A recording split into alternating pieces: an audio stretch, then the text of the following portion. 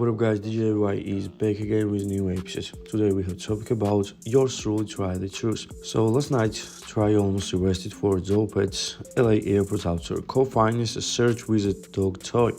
Guys, honestly say, cops was trying so hard to find something, but bro, Trae was totally innocent. No dope, right? That's what you just said. No dope. Illegal narcotics. Yeah. All right, so go ahead and check it then. Okay. All right.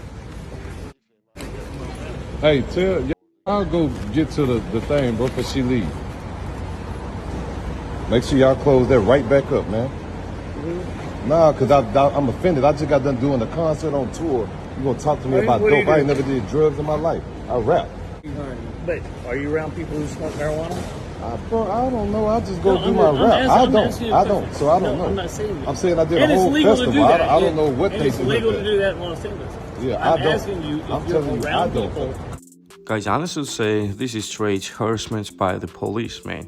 Guys, if you think so, if you agree my opinion, just tell me in comment section. Trae is the guy who is promoting healthy life and giving some good advice to young generation.